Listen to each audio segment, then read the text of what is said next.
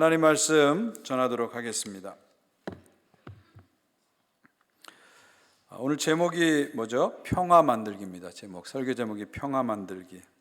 어떻게 보면 반전 운동 구호처럼 느껴질 텐데요. 왜냐하면 많은 사람들이 평화하면은 전쟁이 없는 상태, 갈등이 없는 상태 이렇게 생각합니다. 근데 과연 성경이 말하는 평화는 뭘까요? 물론 성경이 말하는 평화는 전쟁이 없는 상태, 갈등이 없는 상태를 포함하지만 이거보다는 더 깊고 풍부한 의미를 담고 있습니다. 자, 성경에서 평화를 히브리어로 뭐라 그러죠? 여러분 아실 겁니다. 샬롬이라고 합니다. 샬롬. 히브리어로 샬롬, 한국말로 평화, 영어로 피스, 샬롬 많이 들어보셨을 거예요. 이 샬롬이란 말은 아주 중요한 말이죠. 성경 전체를 관통하는 아주 중요한 말입니다. 동시에 이 샬롬이란 말은 유대인들이 고대부터 지금까지 인사말로 항상 쓰는 겁니다. 인사말로. 그래서 만났을 때 샬롬 알레이쿰, 당신들에게 평화를 이렇게 하면 상대방은 알레이쿰 샬롬, 당신에게 평화를 이렇게 얘기합니다. 그래서 이 알레이쿰이 당신들 복수인데 1대1로 만나도 항상 샬롬 알레이쿰, 알레이쿰 샬롬 이렇게 인사를 하죠. 줄여서 보통 샬롬 이렇게 인사를 합니다. 이 샬롬이라는 인사는 아침에도 괜찮고요, 점심, 저녁 다 괜찮아요. 또 만날 때, 헤어질 때 다 할 수 있는 거예요. 그러니까 샬롬이라는 인사는 영어로 하면 뭐 헬로, 하이도 되고요, 굿바이도 되고요, 굿모닝, 굿애프터눈, 굿나잇 다 포괄하는 그런 인사입니다. 아주 성경적인 인사가 샬롬입니다. 근데 유대인들은 샬롬을 한 번만 하는 게 아니라 샬롬, 샬롬 두 번 해요.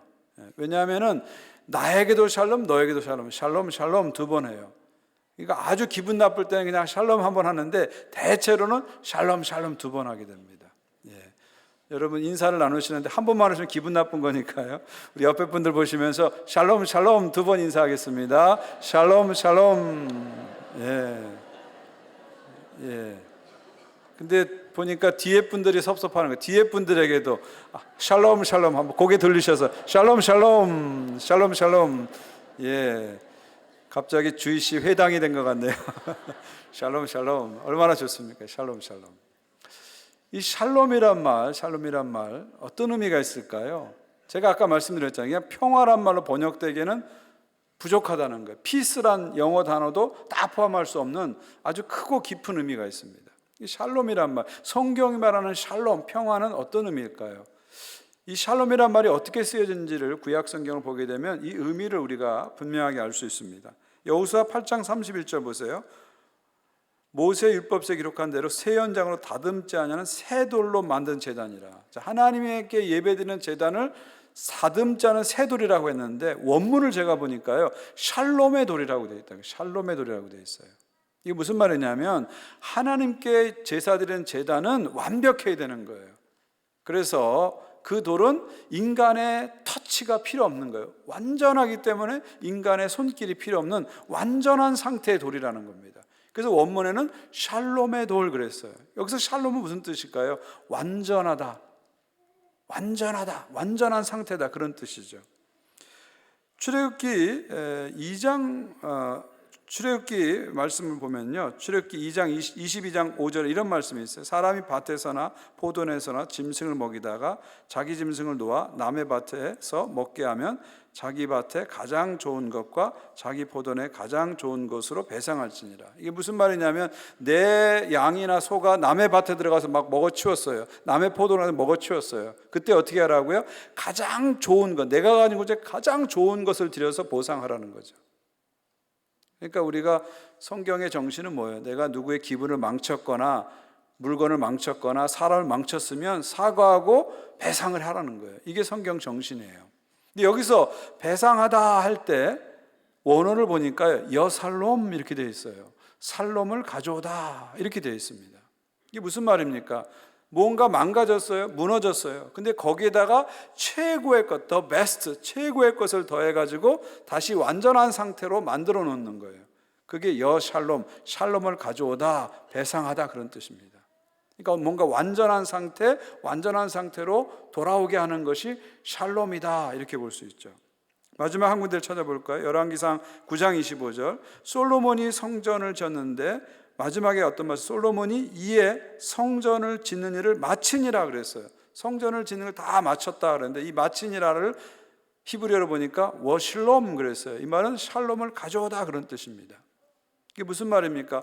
건물이 지을 때 처음에는 땅을 파고 거기에 벽돌 한 장 한 장 쌓아가지고 건물을 완성하잖아요. 성전을 완성하는데 이 모든 게 다 맞춰진 것을 샬롬이 왔다 이렇게 표현한 거예요. 그 샬롬이라는 건 뭡니까? 완전한 상태로 돌아오는 것을 샬롬이다 이렇게 성경은 말하는 겁니다. 성경이 말하는 샬롬은 완전한 상태로 있는 것, 완전한 상태로 되돌려 놓는 것, 회복, 이것을 샬롬이라고 그러죠. 이 단어는 인간, 자연, 건물, 국가 다 사용되는 겁니다. 예를 들면 이 샬롬을 우리 몸에 사용하면 어떤 의미냐면요, 내 몸이 아픈 데 없이 건강한 상태를 말하는 거예요. 여러분 지금 여러분 몸은 어떠세요? 많이 아프시죠? 그죠? 아픈 데가 많잖아요. 어디 아프세요? 그러지 말고 안 아픈 데가 어디세요? 이렇게 물어보는 게 쉽죠. 그죠? 어디 아프세요? 아픈 데가 하도 많아서 얘기할 게 너무 많은데 안 아픈 데가 어디서 하면 한두 군데밖에 안 되거든요. 우리 몸이 이렇게 다 망가졌는데 내 몸에 샬롬이 온다. 이건 뭐예요? 완전한 상태로 회복되는 거예요. 그래서 샬롬이란 말은 건강이란 말로 번역돼도 틀리지 않아요. 회복이란 말로 번역돼도 틀리지 않습니다. 당신 몸에 샬롬이 임하길 원합니다. 이 말은 뭐예요? 당신 몸이 예전처럼 건강해지기 원합니다. 회복되기 원합니다. 그런 뜻으로 성경은 사용하고 있는 거죠. 또 이 샬롬이란 말을 관계 속에 사용할 수 있어요. 우리 부부관계에 샬롬이 임했다. 내 자녀와의 관계에 샬롬이 임했다. 이게 무슨 말입니까? 좋은 관계로 회복된 겁니다. 서로 사랑하고 신뢰하는 좋은 관계로 회복됐다. 그런 뜻이죠. 관계에도 적용할 수 있는 거고요. 또 국가에도 적용될 수 있습니다. 우리나라에 샬롬이 임했다. 이 말은 그냥 우리나라에 전쟁이 없다. 그 정도가 아닙니다. 우리나라의 모든 것이 제대로 돌아간다. 그런 뜻이에요. 정치, 경제, 사회, 문화, 교육 모든 게 제대로 돌아간다. 정의롭게 돌아간다. 이걸 샬롬이라고 얘기합니다.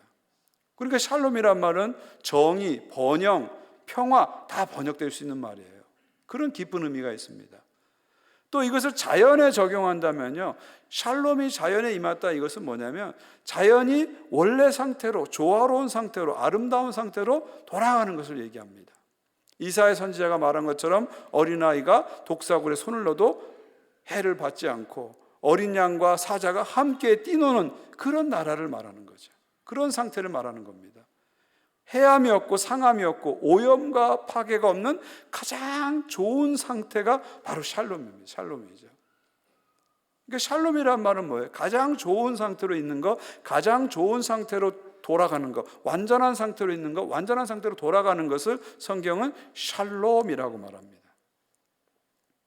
그래서 이 샬롬을 우리는 항상 바라고 있죠. 이 샬롬이 이 땅에 이루어지기를 바라고 있습니다. 결국 하나님 나라는 뭐예요? 이 샬롬의 나라죠. 샬롬의 나라죠. 그리고 하나님 백성들은 이 땅에서 이 샬롬을 내 가정 가운데, 교회 가운데, 사회 가운데, 국가 가운데, 자연 가운데 만들어가는 사람이 바로 하나님 백성입니다. 그게 하나님 백성의 사명이에요. 특별히 구약 성경을 보면 왕들의 사명은 뭐냐면 이 땅에 샬롬을 가져오는 게 왕들의 사명입니다. 근데 구약 성경을 읽어보시면 여러분 아시다시피 다윗이나 히스기야나 요시야 같은 그런 왕들은 이 샬롬을 위해서 노력을 많이 했어요. 근데 대부분의 왕들은 그렇지 못했습니다. 샬롬을 가져오기보다 폭력을 가져오고 위협을 가져오고 어려움을 가져오고 고통을 가져왔습니다. 샬롬을 이 땅에 세우기보다, 정의와 평화를 세우기보다 자기 욕심 채우기에 다들 왕들이 급급했어요. 그러다 보니까 하나님 백성들이 고통 가운데 있었습니다. 그 고통 가운데서 진정한 샬롬을 가져올 이상적인 왕, 진정한 왕을 갈망하게 됐습니다. 그게 바로 메시아 사상이죠. 메시아는 누구냐? 이 땅에 진정한 샬롬, 평화를 가져올 사람이다. 그런 존재다. 그렇게 믿은 거죠. 이사야 선지자는 그래서 이 메시아를 예언할 때 샬롬의 왕이라고 표현하고 있죠. 이사야 9장 6절을 보십시오. 이는 한 아기가 우리에게 낳고 한 아들을 우리에게 주신 바 되었는데 그 어깨에는 정사를 메었고 그 이름은 기묘자라 모사라 전능하신 하나님이라 영존하신 아버지라 평강의 왕이라 할 것입니다. 그의 그 정사와 평강의 더함이 무궁하며. 한 아기가, 메시아가 이 땅에 오는데 그의 어깨에는 정사를 메었다. 통치자로 오신다는 거죠. 그런데 그분은 어떤 왕이라고요? 평강의 왕이시다. 샬롬의 왕으로 오신다. 이사야는 예언하고 있습니다. 그리고 그 평강의 더함이 무궁하다. 그 평강이, 그 샬롬이 영원토록 이어진다는 겁니다. 완전하고 항구적인 평화가 메시아를 통해서 이 땅에 올 것을 예언하고 있습니다. 그리고 이 구약 성경의 예언을 따라서 이 땅에 메시아로 오신 분이 누구죠? 바로 예수 그리스도시죠. 그래서 누가복음은 예수 그리스도는 이 땅에 평화의 왕으로 평화를 주기 위해서 오셨다고 선포하고 있습니다. 누가복음 2장 14절이죠. 지극히 높은 곳에서는 하나님께 영광이요 땅에서는 하나님이 기뻐하시는 사람들 중에 평화로다 하니라. 아멘. 우리 다 같이 한번 읽어볼까요? 시작. 지극히 높은 곳에서는 하나님께 영광이요 땅에서는 하나님이 기뻐하는 사람들 중에 평화로다 하니라. 아멘. 성탄의 놀라운 메시지죠. 예수님이 이 땅에 나심으로 성탄으로 인해서 하나님께는 영광. 하나님이 태초부터 작정하시고 수천 년 동안 선지자를 통해서 예언하신 그 메시아 하나님의 아들 예수께서 이 땅에 오셨기 때문에 하늘의 천사들과 모든 피조물들이 최고의 영광을, 최대 영광을 할렐루야 하면서 하나님께 올려드리는 겁니다. 하나님께 영광이요. 그리고 땅에는 평화로다. 선지자들이, 하나님의 백성들이 그렇게 목말라 했던 샬롬, 많은 고난받고 죽임당하는 하나님의 백성들이 그렇게 간절히 사모했던 샬롬, 그 샬롬이 예수님을 통해서 이 땅에 왔다 고백하고 있습니다. 예수님이 이 땅에 샬롬으로 평화를 이루기 위해서 이 땅에 오셨습니다. 그리고 평화를 이루시기 위해서 예수님은 십자가에 죽으셨습니다. 십자가를 통해서 하나님의 샬롬을 이 땅에 이루셨죠. 골로새 1장 20절입니다. 그의 십자가의 피로 화평을 이루사 만물 곧 땅에 있는 것들이나 하늘에 있는 것들이 그로 말미암아 자기와 화목하게 되기를 기뻐하십니다. 그의 십자가로 말미암아 평화를 이루셨다는 거죠. 예수께서 우리를 대신해서 십자가를 지심으로 하늘의 영광을 버리시고 낮고 낮은 이 땅에, 그것도 가장 낮은 마국간에, 가장 낮은 말구에 태어나심으로 우리를 위해서 평화를 주시러 이 땅에 오셨고요. 그리고 나무에 달리사, 십자가에 달리사 우리의 죄를 다 짊어지셨고 우리의 모든 악을 다 짊어지셨고 세상의 악을 다 짊어지시고 십자가에서 희생하심으로 말미암아, 죽으심으로 말미암아 하나님과 우리 사이를 화평케 하시고 만물 가운데, 모든 피조물 가운데 하나님의 샬롬 평화를 이루셨다는 거죠. 평화를 선포하셨다는 거죠. 뿐만 아니라 사람 사이에도 평화를 이루십니다. 에베소 2장 16절입니다. 또 십자가로 이 둘을 한 몸으로 하나님과 화목하게 하려 하심이라. 원수된 것을 십자가로 소멸하시고 또 오셔서 먼데 있는 너희에게 평안을 전하시고 가까이 있는 자들에게 평안을 전하셨으니, 먼데 있는 사람, 가까이 있는 사람 구별하지 않고 모든 사람에게 평화를 말씀하시고 선포하셨다는 거죠. 십자가의 죽으심을 말미암아 하나님께서는 원수된 걸 다 소멸하시고 불화한 것을 다 소멸하시고 갈등을 다 녹여내시고 그 십자가로 하나 될 수 없는 사람들을 하나 되게 하셔서 함께 하나님께 나가게 만드셨다, 그렇게 고백하고 있습니다. 그리고 마침내 예수님께서는 이 땅에 다시 오셔서 하나님의 평화, 샬롬을 이루십니다. 예수님이 이 땅에 오셔서 완성하실 나라는 결국 하나님 나라, 샬롬의 나라죠. 하나님과 인간, 인간과 인간, 인간과 자연 모든 관계 속에 하나님의 샬롬이 임하는 샬롬의 나라를 완성하실 것입니다. 그래서 우리는 항상 이 하나님 나라를 바라보고 살아가는 거예요. 세상이 혼란스럽고 세상이 복잡하지만 그 속에서도 예수님을 통해서 이루어질 샬롬의 나라, 하나님 나라를 항상 바라보고 살아갑니다. 내 상황이 어렵고 힘들고 내 몸에 질병이 찾아오고 어려움이 찾아오고 고난이 찾아오고 갈등이 찾아와도 하나님께서 이루실 그 샬롬의 나라가 최종적인 목표이기 때문에 그 샬롬의 나라를 바라보면서 우리는 살아가게 됩니다.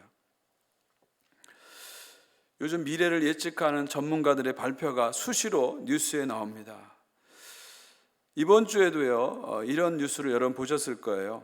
기후 변화를 연구하는 기후 중심 Climate Central이라는 단체에서 이번 주에 특별한 뉴스를 공개했습니다. 현재 지구의 온도가 산업화 이전과 비교했을 때 1.2도 올랐다고 합니다.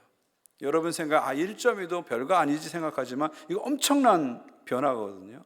여기서 1.5도가 되면은, 이게 티핑 포인트라 하잖아요. 1.5도가 되면 갑작스러운 제왕과 그 변화의 순간이 갑자기 빨라지는 겁니다. 그래서 파리 기후협약에서 1.5도는 절대 넘지 말자, 이렇게 협약을 맺은 거죠. 그런데 1.5도가 되면 어떤 일이 벌어지냐면, 사진 한번 보실까요? 버킹엄금이 저렇게 물에 잠긴다는 거예요. 1.5도가 되면 영국의 버킹엄금, 런던의 버킹엄금 물에 잠긴다는 겁니다. 또 1.5도가 넘으면 여러분 캐나다인들이 자주 가는 쿠바의 하바나가 바닷물에 저렇게 잠긴다는 겁니다. 그리고 이게 더 진행돼서 만약에 지구의 온도가 3도로 넘어가 3도가 올라간다 그러면 두바이, 저 사막이 바다가 되는 거예요. 사막이 바다가 되는 겁니다. 해수면의 상승을 통해서 글로벌 워밍이 해수면의 상승을 거쳐서 사막이 바다가 되는 겁니다. 근데 여러분 생각에 저거 뭐 앞으로 뭐 50년 후에 60년 일어날 일이지, 그렇게 생각하는데 그렇지 않아요. 전문가들은 앞으로 6년 안에 1.5도를 넘어간다는 겁니다. 6년 아니면 2029년입니다. 여러분 다 있을 때 얘기예요. 있을 때 얘기입니다. 미래에 대해서 이렇게 어두운 예측들이 계속해서 터져나오고 있죠. 또 인공지능 AI가 급속도로 발전하고 있어요. 저도 핸드폰에 이제 챗 GPT를 깔아서 사용하고 있는데 참 놀라워요. 뭐 제가 한국말로 하면 얘가 영어로 하고, 내가 한국말로 할 테니까 넌 영어로 해. 반대로 내가 영어로 하니까 넌 한국말로 하면 그걸 그대로 다 받아줘요. 뭐 제가 너하고 어떤 상황을 만들어 놓고 롤플레이를 하자, 내 식당에서 음식을 주문하는 걸 해보자 그러면 지가 웨이터가 되고 나는 커스터머인데 그걸 대화를 다 받아줘요. 정말 이 기계하고 대화하는데 기계하고 대화하는 것 같지 않고 누군가 내 뒤에서 내 얼굴을 보면서 나에게 실질적으로 반응하면서 대화하는 것처럼 느껴집니다. 정말 이것이 그냥 먼 이야기가 아니라 우리 일상에 지금 AI가 이렇게 깊이 들어와 있습니다. 그래서 많은 학자들은 이 AI 기술이 점점 발달하게 되면 인간의 몸을 복제하는 것뿐만 아니라 정신도 복제할 수 있게 될 것이다. 그러니까 나와 같은 사람을 여러 개를 만들 수 있는 그런 시대가 올 수 있다, 그런 얘기를 합니다. 근데 우리가 이렇게 기술이 자꾸 발전할 때 희망만 가질 수는 없잖아요. 왜 그럴까요? 인간의 기술은 정신 못 차리도록 발전하는데 인간의 정신 세계가 그렇게 발전합니까? 그렇지 않거든요. 인간의 도덕성이나 영성은 2000년 전에 비해서 더 나아진 것 같지 않아요. 어쩌면 더 나빠진다고 볼 수도 있는 거죠. 이게 무슨 얘기냐면 인간의 본성은 그대로 있는데 인간의 능력은 신처럼 지금 자꾸 올라가고 있는 거예요. 이 불균형이 지금 문제를 야기하고 있는 겁니다. 이렇게 만들어진 이 기술들이 인류의 미래를 어떻게 만들지 두렵기까지 하는 거죠.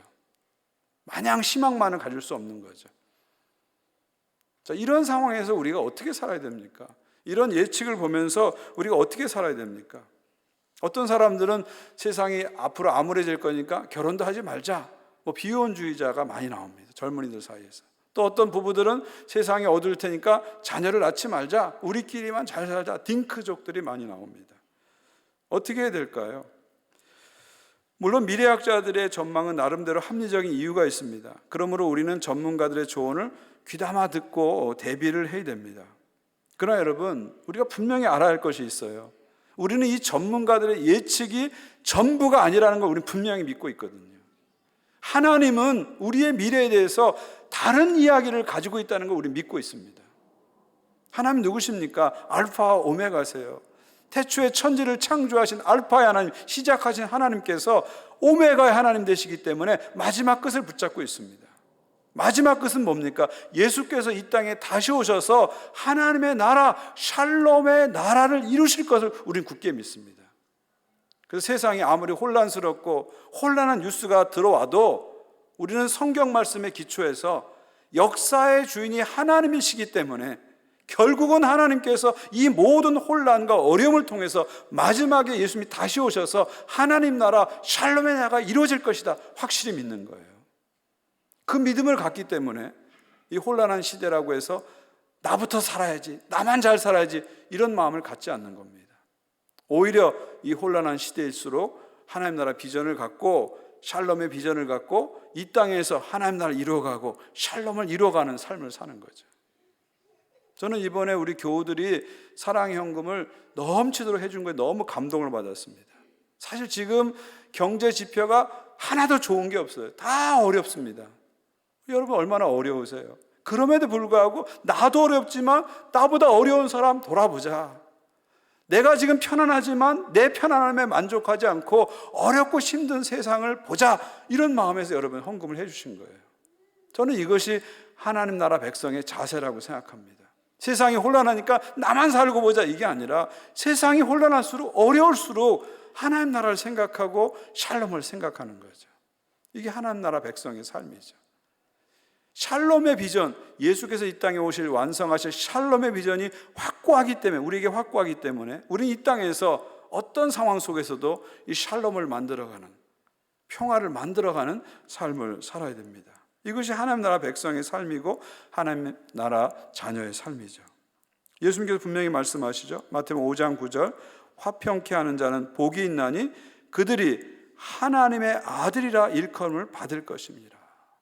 예수 분명히 말씀하셨잖아요. 화평케 하는 자, 피스메이커.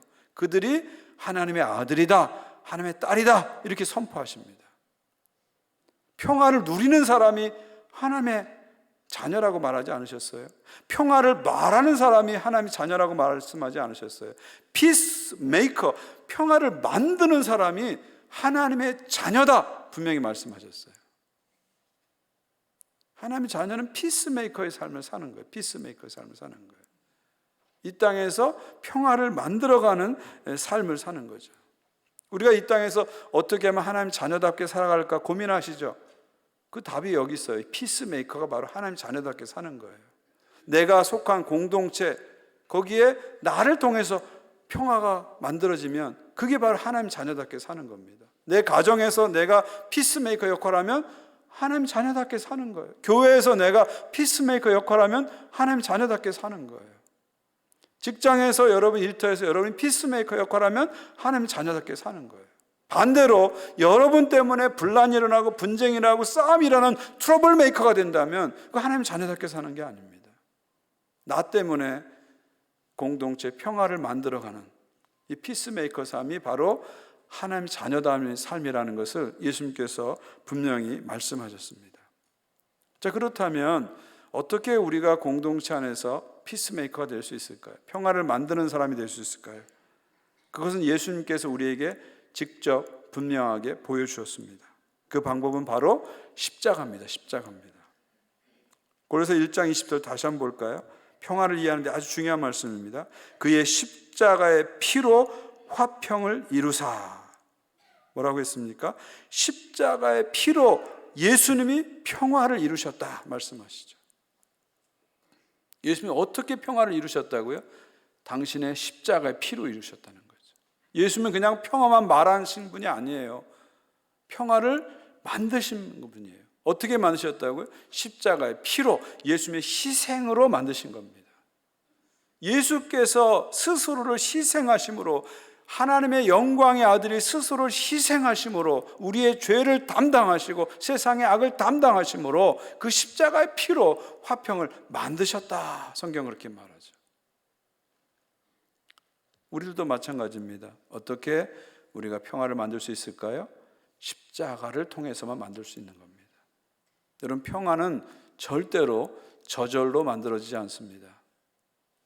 대가를 지불할 때 평화가 만들어지죠. 바로 십자가를 지는 사람을 통해서 평화가 만들어집니다.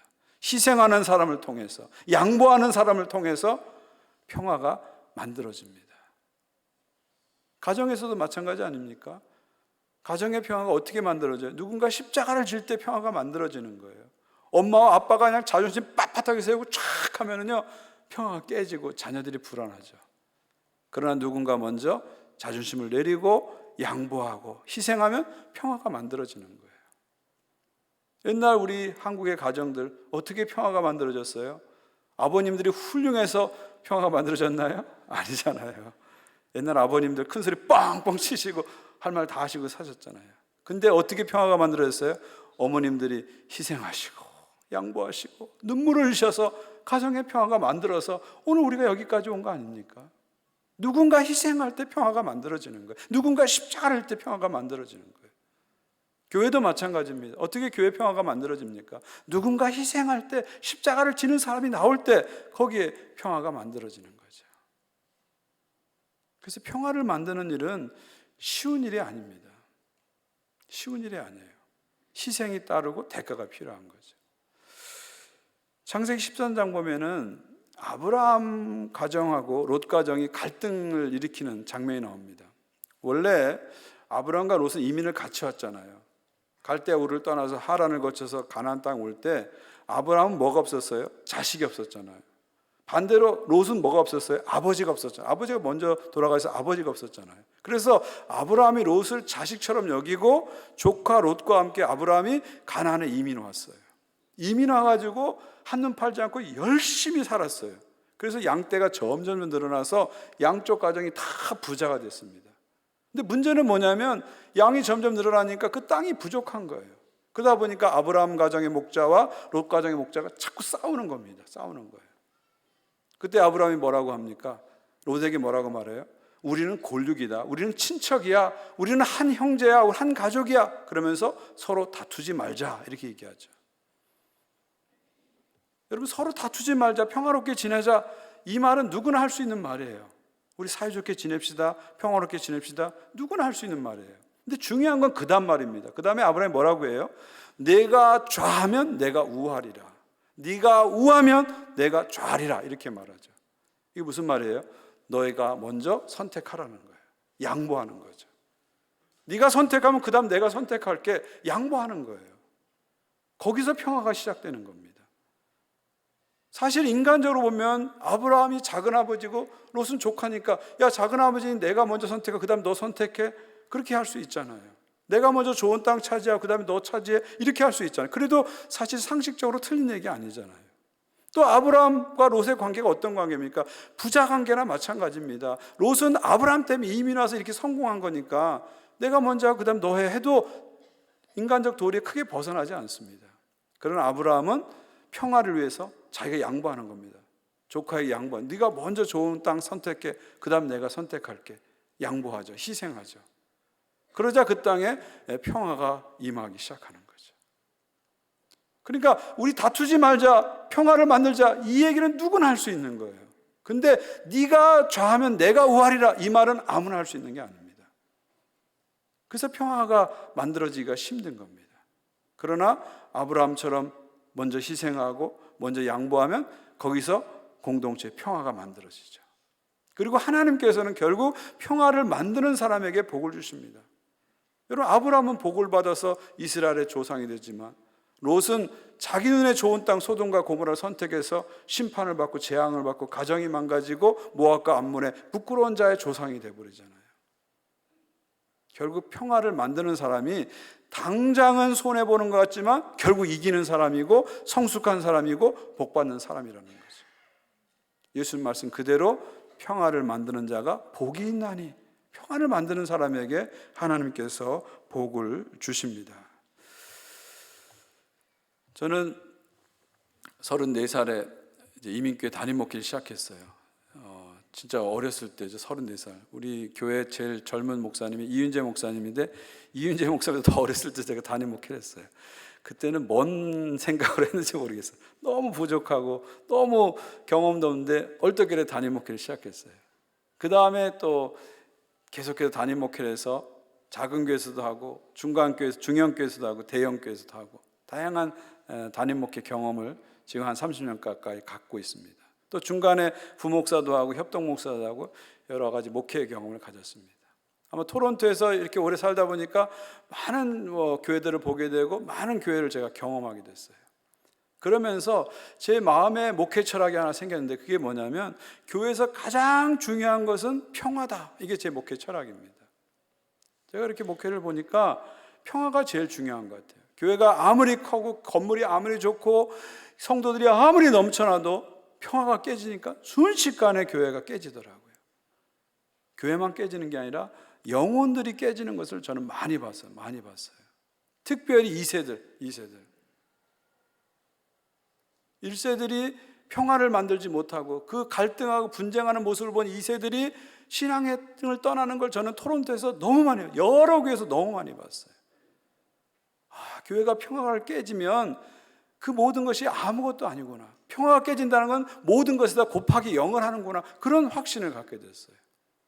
그래서 저는 목회하면서 다른 무엇보다도 제일 중요한 게 평화다. 부흥보다 더 중요한 게 평화다.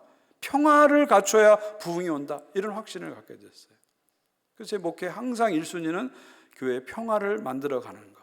그래서 교인들이 교회에 오면 불안하지 않고 평화를 느끼고 정말 고향집에 온 것 같고 친정집에 온 것 같고 그런 마음을 갖게 하는 것이 제 목회의 가장 우선순위가 됐습니다.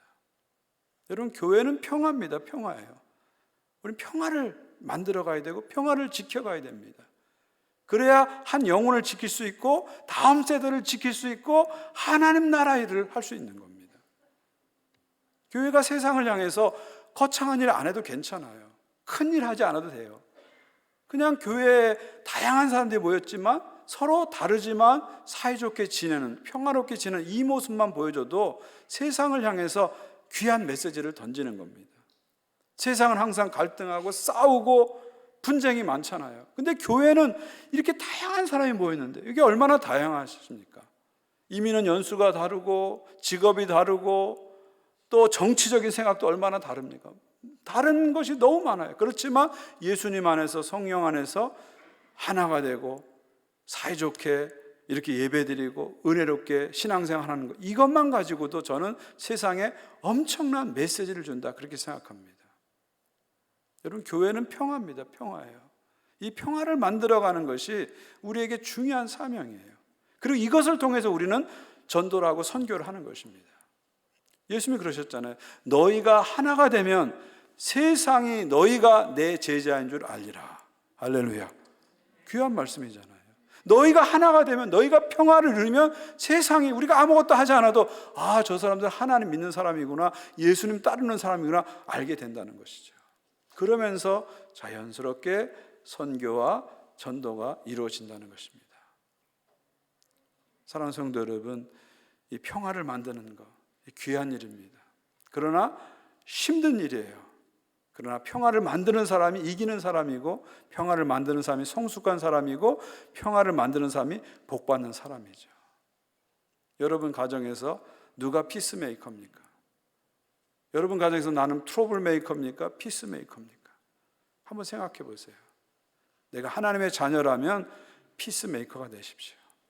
내 감정, 내 생각, 내 자존심을 기꺼이 먼저 희생하더라도 우리 가정에 평화를 만드는 것, 이걸 가장 중요하게 생각하세요. 그때 여러분이 하나님 자녀라고 불려지게 될 것이고 주님의 복을 받게 될 것입니다. 교회에서도 마찬가지입니다. 하나님의 자녀는 피스메이커가 되어야 됩니다. 또 여러분 사회에서, 직장에서도 여러분이 가는 곳에 여러분은 피스메이커가 되어야 돼요. 하나님의 자녀인데 나 때문에 분쟁이 생기고 나 때문에 문제가 생기면 안 됩니다. 트러블 메이커가 아니라 나 때문에 분쟁이 있는 곳에 평화가 만들어지고 나 때문에 화해가 일어난다면 그 진정한 하나님의 자녀의 삶입니다. 한 주간 사시면서 피스메이커, 이 주님이 나에게 주신 놀라운 사명이구나 깨달으시면서 여러분의 가정, 여러분의 삶의 자리에서 피스메이커로 살아가시는 여러분 모두가 되시기를 간절히 축원드립니다. 우리의 최종 비전은 샬롬이죠. 그 샬롬은 예수님 오셔서 완성됩니다. 그렇다고 그때까지 하늘만 바라보고 우린 살아서는 안 됩니다. 우리 가정에서, 교회에서, 공동체에서 피스메이커로 매일매일 살아야 되죠. 특별히 자연 가운데도 샬롬을 이루셔야 됩니다. 여러분의 욕망을 조금 절제하셔서라도 이 자연 속에, 피조세계 속에 샬롬 만드는 것, 이것도 중요한 선교적 사명입니다. 예수님이 이 땅에 평화로 오셨고요, 다시 오셔서 완전한 샬롬을 이루어 주실 것입니다. 그것을 바라보면서 피스메이커로 오늘도 내일도 살아가시는 여러분 모두가 되시기를 주 예수 그리스도 이름으로 축원드립니다. 하나님 감사합니다.